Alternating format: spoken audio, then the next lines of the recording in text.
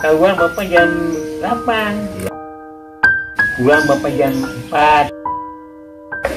Bapak usaha tiap hari ngumpulin untuk cucu. Punya masih sekolah bapaknya meninggal. Hotel yang besar bapak teh di tahun 70.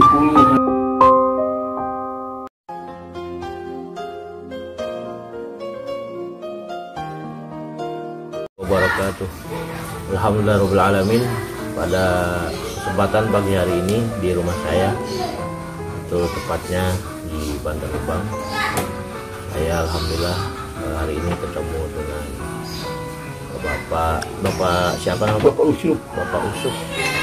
Sehari-hari itu bekerja sol, sepatu, sendal dan lain sebagainya. Iya. Alhamdulillah untuk mengais rezeki, menurut beliau bahwa beliau sedang membiayai anak yatim yang ditinggalkan orang tuanya, sekarang masih sekolah. Padahal usia sudah cukup sepuh, sudah cukup tua, 83 tahun. Iya. 83 tahun, tapi alhamdulillah masih kuat jalan. Kita saksikan Sehat. obrolan dengan Bapak Usman ya. Iya. Pak Usman. Ya, beliau dari mana Pak? Siapa? Bapak dari Kabupaten Tasikmalaya, Kecamatan Bapak dari Ciawi, Desa Kabupaten. Kertamukti, Kampung Jemrega. Alhamdulillah kita bisa berbincang pagi hari ini di tempat saya. Kebetulan saya juga pelanggan udah lama, pelanggan dari saya sejak kecil sampai sekarang. Saksikan bincang-bincangnya video berikut ini. Assalamualaikum Mbak. Assalamualaikum. Waalaikumsalam warahmatullahi. Bapak asli dari mana Pak? Bapak asli dari Kabupaten Tasikmalaya, Kecamatan Ciawi, Kampung Jemrega, Desa Kertamukti.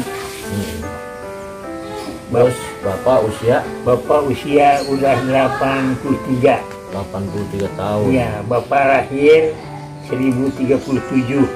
Sekolah Bapak SR tahun 47 waktu Bapak Presiden Soekarno, wakilnya Muhammad Hatta. Masya Allah, luar biasa. Berarti ngalamin penjajahan? Itu ngalamin waktu Belanda, Bapak ngalamin waktu Ikut perang Pak? Atas terang, udah Bapak bisa ngumpet. Ini apa namanya, kebewak di sana di Tasikmalaya. Kebewak gitu. Tapi nyaksin peperangan? Bapak nyaksiin peperangan waktu dulu Belanda. Waktu itu usia berapa? Waktu itu usia Bapak sekitar 6 tahun. 6 tahun? Iya. Tapi masih ingat Pak ya? Masih ingat Bapak 6 tahun. Kejar-kejar Belanda? Iya, dikejar-kejar Belanda. Bapak suka ngumpet. Ngumpet di apa itu? Ngumpet di ini dapuran pisang. Kalau siang, kalau malam kebewak. Takut ntar malam ada bakaran apa gimana aja gitu. Oh gitu, berarti zaman penjajahan zaman Belanda? Zaman Belanda. Zaman Belanda, jadi luar biasa Bapak ini ngalamin namanya zaman-zaman sulit. Iya, zaman Luar biasa sampai sekarang saksi hidup. Iya. Saksi hidup ya, dari zaman Soekarno ya berarti? Zaman Soekarno ini. Bukan Soeharto bukan? Bukan. Soekarno. Soekarno. Berarti pernah ketemu Soekarno Pak? Apanya? Pernah ketemu Soekarno dulu lagi dia? Belum pernah. Belum pernah. Belum pernah ketemu ke yang ini Presiden Soekarno, wakilnya Muhammad Hatta. Luar biasa, ini sejarah luar biasa. Sejarah. Kedua kayaknya udah bebas. Itu tuh penjajahan waktu dulu di kampung Bapak namanya Bapak Kumico. Nah, di rumah Bapak Kumico ada bendera merah putih. Itu Bapak bilang sama orang tua, Pak, ini Bapak Kumico ada bendera putih. Itu Gus, nanya tangan, nyatakan udah penjajahan Belanda Jepang udah aman. Nah sekarang diganti ku Bapak Presiden Soekarno sebagai presiden, wakilnya Bapak Muhammad Hatta dan sebagainya. Nah, lama-lama udah penjajahan Belanda beres, muncul DI ini sekitar tahun 52 namanya gerombolan. Waktu itu Bapak udah tahu, udah besar, ada gerombolan ke rumah ngambil pakaian, ngambil apa aja yang ada di rumah diambil ke gerombolan. Rampok kok gimana? Rampok ya gerombolan itu. masih itu kayak nih masih Apa ngalamin zaman PKI? PKI mah bapak udah di ini di Jakarta. Oh, di Jakarta. Udah bapak ke Jakarta 62 udah nikah. Bapak waktu itu pan di Tasikmalaya apa namanya Jawa Gromolan DI eta juga. Gromolan pan DI rumahnya dibakar, bananya digarong, orangnya dibunuh. Masih saudara juga bisa Indonesia. Zaman Bapak Karno kita Gromolan terus udah begitu bapak kan udah tahun 62 tahun 53 daerah bapak paling gawat Gromolan kelas bapak Puyon Tanuwijaya ke Gromolan kalau siang orang yang bawa bakul apa jualan apa aja yang bawa KTP ditahan kelurahan di apa namanya itu ya di balai desa di desa Gomong. Bapak desa Gomong namanya Bapak Ion Tanuwijaya paling keras. Tapi ngalamin pemirsa, jadi bapak ini saksi hidup sejarah juga. Ngalamin zaman Presiden Soekarno, zaman Belanda, zaman PKI. Luar biasa. Zaman bangsa ini susah dijajah. Sekarang alhamdulillah masih sehat Pak. Usia 83 tahun kerja. Masih bekerja kayak gini nih, ngesol. Tiap pagi keluar Pak ya? Keluar tiap pagi, hari Jumat libur Bapak. Nah cuma suka kali tukar gengsi, Cinyoso, Buaran. Naik mobil lah. Kalau pagi naik mobil yang Ustaz. Kalau siang mau jalan sampai sore. Apalagi sekarang agak susah. Kalau itu Corona. Daerah itu betul apa namanya itu agak susah. Keluar jam berapa Pak? Keluar bapak jam 8. Ya jam 8 setengah 8 gitu. Pulang bapak jam 4. Kadang kalau banyak pasien jam 5. Setiap hari gitu Pak ya? Setiap hari.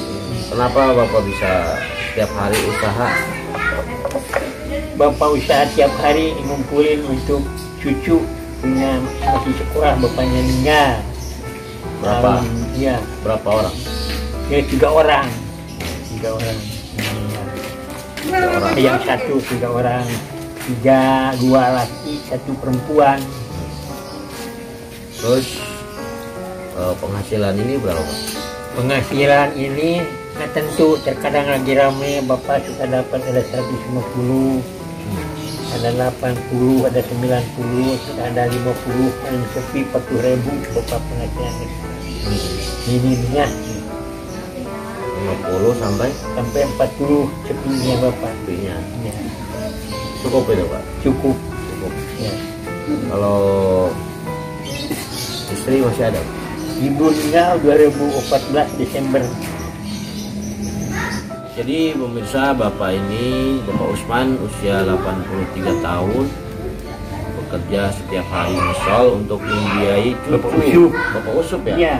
Oh Bapak Usup ini, mohon maaf, usia 83 tahun dan juga sebagai saksi sejarah Indonesia, diantaranya mengalami zaman Belanda, Presiden Soekarno, dan zaman-zaman sulit dahulu ya. Sekarang beliau ini bekerja di daerah Bandar Gebang, yaitu ngesol sepatu untuk membiayai cucu ya Pak? Ya, cucu sebenarnya berapa? Cucu semuanya 10.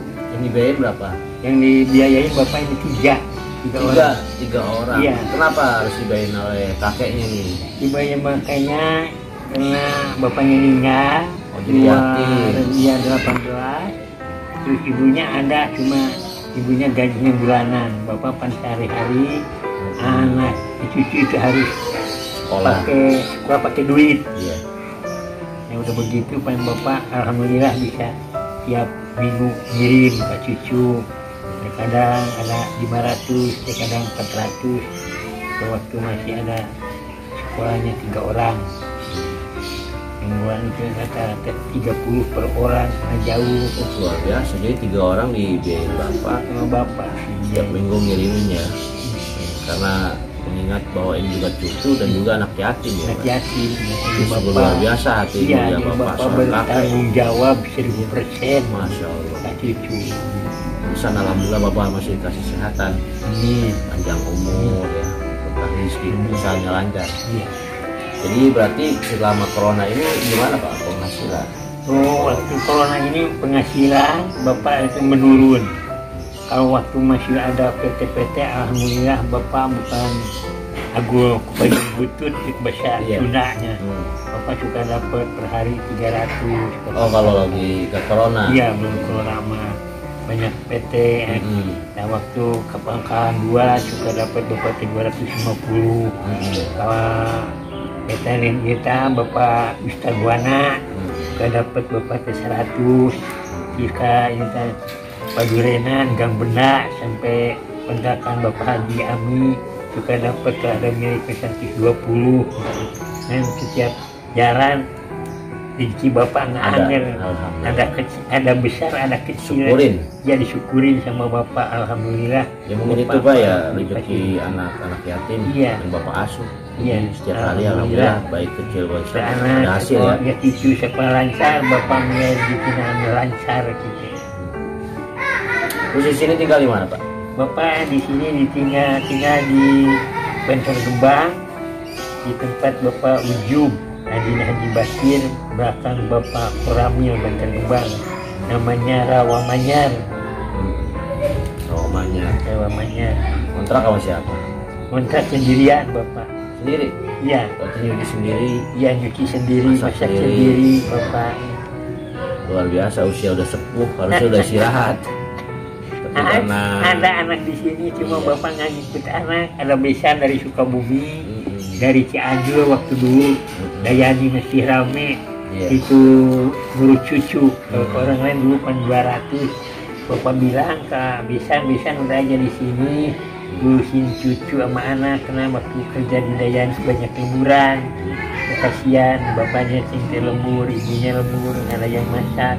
Ya, alhamdulillah bisa tenurut ke Bapak sampai sekarang. Tapi Bapak sehat terus? Apa Alhamdulillah. Ada penyakit, ada sakit aja? Ya sewaktu-waktu suka ada, kan bahwa suka ada puyeng, terkadang dengkul sakit. Ada rasa yang mungkin mengharukan atau kisah-kisah yang kurang yang menyedihkan hati Bapak dalam apa? Misalkan dalam belum bisa ngirim uang, Iya. lucu. Adanya mana umur udah Nah, tua masih kena jadi rezeki untuk cucu Bapak. Jadi Tuhan ibadah yang pentingnya kalau sehat badan panjang umur Bapak siap ini mempertanggungjawab cucu pada sekolah Bapak cucu. Pikiran Bapak coba lagi itu yang memang suka ada Bapak juga kepusingan mengingatkan Bapak udah usia 80 pengen mah istirahat. Iya. Kalau hati kecil pengen istirahat. Saya pengen istirahat kan. Cukup ibadah, makan, Tidak, gitu. makan. Sholat, masjid ya. Iya. Tapi ya semuanya itu cuma harapan ya. Karena masih apa? Masih harus cari rezeki keluar. Iya, masih buat cari biaya rezeki. anak-anak yatim gitu Yatim, Bapak. iya. Tapi Bapak alhamdulillah saya lihat kalau kesini mampir sholat duha. Iya, iya. Ya Allah pintu buka itu rezekinya. Alhamdulillah. Apalagi ngurusin anak yatim. Iya. Makanya setiap keluar pernah nggak ada hasil. Apanya? Sejak keluar ya cuma ada nggak begitu polos yang Ustaz. Jadi waktu 40.000, 30 Bapak hasil ada. Ada aja. Ada. Kan Bapak dengar orang ada 3 hari saya nggak dapat rezeki, tapi Bapak Betul. alhamdulillah. Mungkin berkahnya Bapak Iya. ngurusin anak yatim. Iya. Itu diantaranya jadi Allah terus kasih besar rezekinya. Iya, iya. Terus Bapak sholat duhanya rajin. Iya. Saya lihat kalau mampir ke sini dari zaman ayah saya dulu saya mampir. Iya. Tadi sholat Iya. di Bapak Haji Rojak. Nah, Pengen lihat Bapak Haji Rojak, Bapak juga katanya sudah di roda Pak Haji Rojak, Iya. tapi nggak keluar. Sholat di tingkat Haji keluar. Ngesol udah berapa tahun Pak kerja ngesol? Ngesol teh yang ntar bapak teh di tahun 70-an Dari bapak. tahun 70. Ya, cuma bapak jualan minyak di 3 bulan jual minyak goreng di Pulau Gadung. Nah, 1 bulan bapak 2 bulan ngesol, 1 bulan perecer ngapus minyak lagi gitu bapak. Ngesol masih 200 rupiah, sepatu 500 rupiah. Zaman dulu bapak saya kalau ngesol di Pulau Gadung juga di Kecamatan Sukabumi, Desa Cikulahan. Namanya Bapak Usmita. Bapak Usmita, kampungnya Cukang. Nah, bapak ngobrol, "Man, aslinya dari mana?" Aslinya memang dari Kecamatan Sukabumi, Desa Cikulahan, Kampung Cukang. Di Cukang mah di ke bapak suka ada yang jualan kentang, namanya Nini. Saudaranya Mak Emoh yang ikut saya waktu masih kecil. Itu cuman, "Oh, Mami ini istri bapak," saya gitu. "Nah, yang betul, iya, si bapak ini di sini saya masih sama anak saya yang nomor 1 tidak." Ya, begitu masih teh aki, tapi ke bapaknya aki. Masih ujang kiri tidak sih, iya yang tidak sih. Ini jualan. Berarti dari tahun 20 Iya. sampai sekarang Sampai ngesol. sekarang ngesol bapak. Udah ahlinya Pak. Ya, yang terus-terusan masih Bapak Harto tuh kepresidenan, salapan bapak terus ngesol. Ngesol. Ya, nggak ganti dilalakon, nggak ganti usaha bapak teh ngesol we.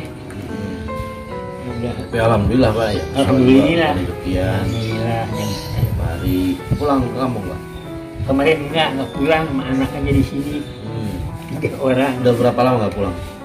Bapak ke sini tanggal bulan 3, tanggal 20-nya hampir 4 bulan ya Ustaz. 4 bulan.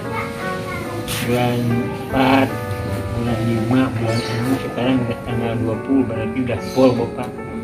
Ya, tanggal 20 sekarang udah full 4 bulan Bapak di sini. Ntar kalau udah bulan haji, insya Allah Bapak ajar di dalam 5 bulan. Cucu keluarga. Jadi luar biasa dari kisah Bapak ini bahwa perjuangan ini luar biasa untuk karena usia Bapak ini udah 83 tahun tapi masih mencari rezeki berusaha ya. Usia udah sepuh 83 tahun tapi masih bisa mencari rezeki setiap hari jalan keliling kampung untuk membiayai, mengisi untuk membiayai anak-anak yatim ya. Cucu beliau juga 3 orang. Iya. Alhamdulillah semangatnya itu karena itu. Iya, Semangatnya untuk usaha membiayai cucu-cucunya yang yatim itu. Ini buat pelajaran buat kita semuanya bahwa inilah hidup yang harus kita jalani, bahwa harus ada kesabaran, keikhlasan dalam menjalankan semuanya. Seperti Bapak ini terus ikhtiar. Selanjutnya kita serahkan kepada Allah Subhanahu wa taala. Bapak ini dari usia ini ya, apalagi zaman sekarang lagi sulit. Jadi sulit begini, makanya jangan pernah putus asa. Jangan hanya kita bahwa rezeki kita ketika kita keluar dari PHK, dari pabrik di PHK, kita buntu pikiran. Kemana lagi saya harus rezeki, sedangkan saya biasa dapat gaji situ. Tapi Bapak ini kisah ini kewajiban kita adalah ikhtiar. Jangan pernah berpikir bahwa Allah tidak akan merizkikan kita. Bukan hanya di situ saja, tapi dimanapun ada rezeki Allah Subhanahu wa taala, supaya kita ini bisa terus berikhtiar asal kita mau ikhtiar. Selanjutnya tawakal kepada Allah Subhanahu wa taala. Sebab may yattaqillah yaj'al lahu makhraja. Orang yang bertawakal kepada Allah, maka Allah akan berikan jalan kemudahan dalam setiap usaha. Dan juga orang yang bertawakal kepada Allah Subhanahu wa taala, maka akan diberikan rezeki yang tidak disangka-sangka, dan juga Allah cukupkan apa yang dibutuhkan. Seperti Bapak ini ya, kata orang katanya mungkin teman-teman ya Pak, ada yang dapat uang, tapi Bapak ini walaupun sedikit ya, sedikit besarnya disyukuri, dapat terus karena apa? Ikhtiar, terus tawakal sama Allah. Itu ini luar biasa kisah Bapak, terus berjuang untuk hidup, untuk dirinya untuk demi masa depannya. Iya. Itu saja pemirsa dari kisah ini, mudah-mudahan ada pelajaran dan hikmah buat kita semuanya. Maaf, wassalamualaikum warahmatullahi wabarakatuh. Waalaikumsalam.